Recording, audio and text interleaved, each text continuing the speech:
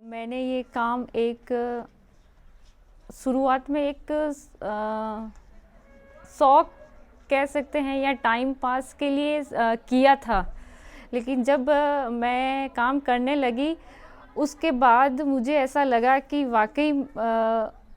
मुझे अपने आप में बदलाव और मुझे दूसरे लोगों के मदद के लिए आगे आना है, इसलिए मैंने ये काम फिर कंटिन्यू रखा। मैंने जब अपना पहला काम शुरू किया था, एक स्कूल में मैं 2-4 महीने के लिए पढ़ाने गई थी। और उस वक्त मुझे कभी कभी लगा था कि कि महिलाओं को आगे आना चाहिए और उसके लिए कुछ ना कुछ करना चाहिए। तो उसी वक्त मैंने अपनी पढ़ाई भी शुरू कर दी थी फिर से। और एक ये था कि मुझे कुछ ना कुछ करना है और यदि मैं करूँगी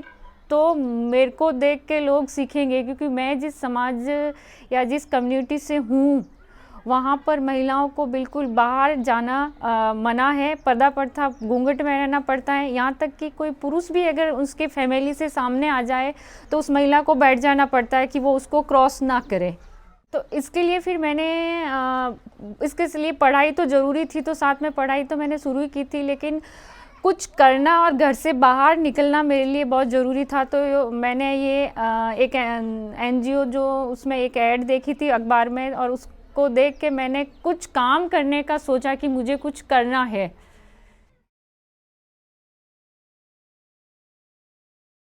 मेरे हस्बैंड ने मुझे हर तरह से सपोर्ट किया और आगे आने के लिए मेरी मदद मिली, तो मेरे प्रेरणा स्रोत तो वही है।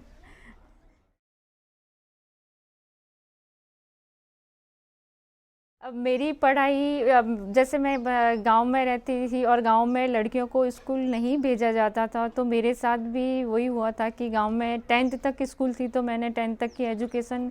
ले ली थी। उसके बाद पढ़ने के लिए बाहर भेजना मतलब बाहर नहीं भेजा मुझे, और वहाँ मेरी पढ़ाई बिल्कुल रुक गई थी। मैंने 88 में जैसे 10th पास कर ली थी, और फिर 98 में मैंने फिर से 12th का एग्ज़ाम दिया और फिर आगे मैंने पढ़ाई शुरू की। तो 10 साल का एक जो गैप रहा पढ़ाई में, वो मेरे साथ भी रहा। एक तो मेरा सबसे यही रहेगा अचीवमेंट कि मैंने जब 10 साल बाद पढ़ाई शुरू की, और उस वक्त क्योंकि वो पढ़ने के लिए मेरे को पास बिल्कुल भी टाइम नहीं था, और इस हिसाब से मेरा जब वो रिज़ल्ट आया 12th का और उसमें मैं सेकंड डिवीज़न से पास हुई, तो मेरे लिए एक अचीवमेंट वो था कि नहीं, मेरा पहला कदम जो उठा है प्रयास के लिए उसमें मैं सफल हो गई हूँ। तो अब मुझे आगे बढ़ना है और रुकना नहीं है, तो सबसे ज़्यादा वही मेरे लिए रहा था। कामकाज में जैसे कि जब मैंने एजुकेट गर्ल्स ज्वाइन किया था, तब हम डोर टू डोर सर्वे कर रहे थे, और उस वक्त मैंने जो महिलाओं,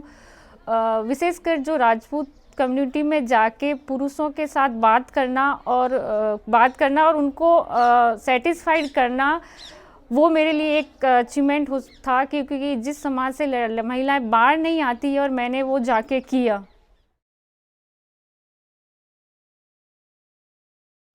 काम के साथ जो मेरा लगाव और एक प्यार है, वो मुझे लगता है मेरे को एक जुनून की तरह है। और चाहे कितनी भी मुश्किलें आई मेरे सामने, चाहे लोगों ने चाहे मना किया या कुछ भी किया, मुझे आगे नहीं बढ़ने दिया, लेकिन मैंने अपने काम को कंटिन्यू रखा और मैं रुकी नहीं कि मुझे नहीं ये काम नहीं करना है, या वो हिम्मत नहीं हारी।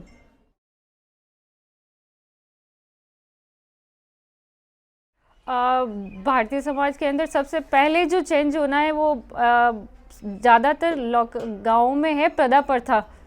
हर महिला घूंघट निकालती है, और तो मैं वो चेंज करना चाहूँगी। इसके लिए ये है कि ज़्यादा से ज़्यादा लोगों से मिलके, क्योंकि जिस वक्त शायद घूंघट प्रथा शुरू हुई होती वो उस वक्त की ज़रूरत थी, लेकिन वर्तमान समाज में नहीं लगता है कि इसकी ज़रूरत है। तो लोगों को समझा के इसको चेंज करना पड़ेगा, लेकिन इसमें टाइम बहुत ज़्यादा लगेगा।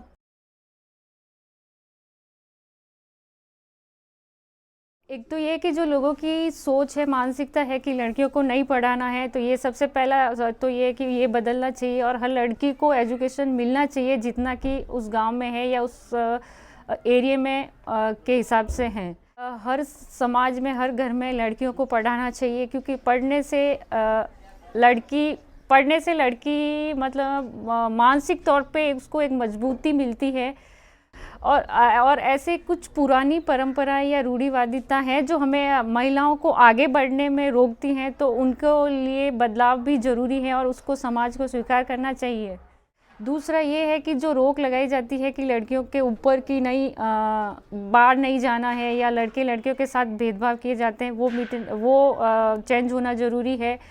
और तीसरा ये कि लोगों की एक मानसिकता बन चुकी है कि महिलाएं कुछ नहीं कर सकती है या वो कुछ नहीं कर पाएगी है, तो ये सोच भी लोगों की बदलना ज़रूरी है कि महिलाएं बहुत कुछ कर सकती है, सिर्फ उनको ज़रूरत है तो पुरुष समाज के सपोर्ट की। और फिर चौथा ये कि जितने भी पुरुष वर्ग हैं उनको उन महिलाओं को आगे आने के लिए प्रेरित करना ज़रूरी है, क्योंकि जो वर्षों से दबी आ रही महिलाएं एकदम अपने लिए सभी महिलाएं आवाज़ नहीं उठा सकती हैं, लेकिन यदि उनको उनके पुरुष समाज से, चाहे वो पिता हो, चाहे भाई हो, चाहे पति हो, यदि वो सपोर्ट करता है तो महिलाएं सारी आगे आ सकती हैं, क्योंकि उसमें प्रतिभाएं हैं, काम करने का जुनून है, लेकिन वो इतने साल से दबी हुई है इसलिए वो आगे नहीं आ पा रही। दूसरा एक चीज़ ये है कि हर महिला को कोई ऐसा मंच नहीं मिलता जिससे वो अपनी प्रतिभा को दिखा सके, तो एक मौका उनको मिलना चाहिए, चाहे किसी के भी द्वारा हो।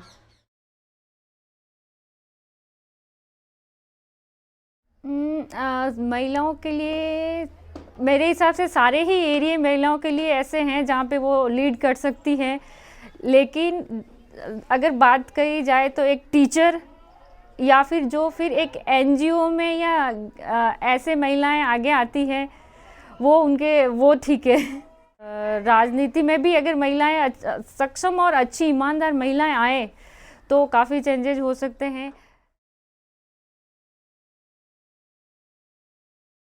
एजुकेट गर्ल्स ने जब यहाँ काम स्टार्ट किया और अब तक अपन देखें तो काफ़ी बदलाव आए हैं। एक तो ये है कि जो लड़कियाँ जो पेरेंट्स लड़कियों को स्कूल नहीं भेजते थे वो स्कूल भेजने लगे हैं, और हमारे में से काफ़ी लड़कियाँ ऐसी हैं जो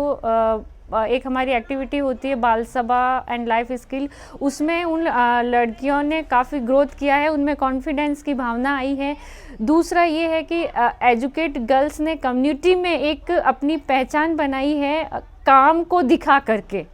वो काम करवा करके जो पहचान बनाई है वो शायद दूसरे किसी ने नहीं बनाई है, तो वो हमारी क्या बोलेंगे उसको, पहचान होगी एजुकेट गर्ल्स की। और एक चीज़ इसमें मैं और जोड़ना चाहूँगी कि जब एजुकेट गर्ल्स ने यहाँ पे काम शुरू किया था 2006 में, तब एक दो महिलाएं थी जो इस संस्था में जुड़ना चाह रही थी, उसके अलावा किसी ने भी अपनी लड़कियों को इस में काम करने के लिए नहीं भेजा। और जब उसने 2 साल में काम किया तो हमारे पास ढेरों महिलाएं अपने काम करने के लिए हमारे साथ आगे आई, और यहाँ तक सिर्फ हमारे इजी के साथ स्टाफ के रूप में ही नहीं, कम्युनिटी से भी बहुत सी महिलाएं हमारे लिए एनरोलमेंट के लिए, नामांकन, इन सब के लिए आगे आई हमें सपोर्ट करने के लिए। तो ये मेजर बदलाव है एजुकेट गर्ल्स ने जब काम शुरू करने से पहले और अभी में।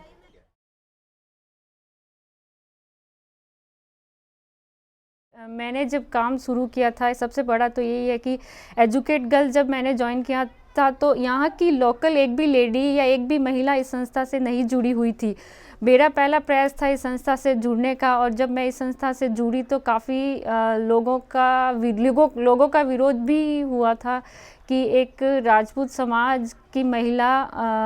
जो अधिकतर पर्दे पर घूंघट में रहती है या घर तक सीमित रहती है, वो बाहर जाकर लोगों से मिलना और बाहर के लोगों से, विशेषकर पुरुषों से बातचीत करना, इस तरह से तो शुरुआत का एक विरोध हुआ था मुझ पर भी। और जब मैंने इस विरोध को नकार दिया, उनकी बात नहीं मानी और एक आगे बढ़ती रही, तो उसके बाद काफ़ी महिलाएं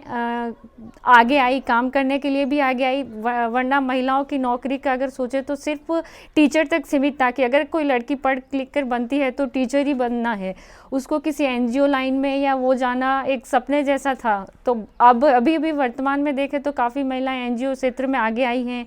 और जहाँ तक पढ़ाई की बात है तो काफ़ी महिलाएं ऐसी है जिन्होंने पढ़ाई बीच में रोक दी थी, छोड़ दी थी, अब वो वापस से अपनी पढ़ाई शुरू करके कहीं ना कहीं कुछ जॉब कर रही है।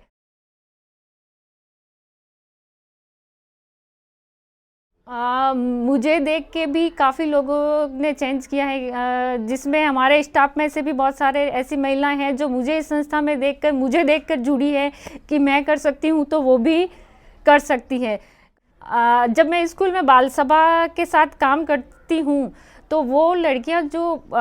छोटे छोटे गांवों से आई है और जिनके पेरेंट्स पढ़े लिखे बिल्कुल नहीं हैं, वो लोग मुझे रोल मॉडल मानते हैं। और उनका यही सपना है कि वो जब बड़ी हो जाएगी काम करने, 18 साल की, या उनकी पढ़ाई जब पूरी हो जाएगी तो वो भी एक एजुकेट गर्ल्स में काम करना चाहेगी ताकि समाज में वो बदलाव ला सके और अपने जैसी जो लड़कियां नहीं पढ़ रही हैं उनको पढ़ाने के लिए मदद कर सके।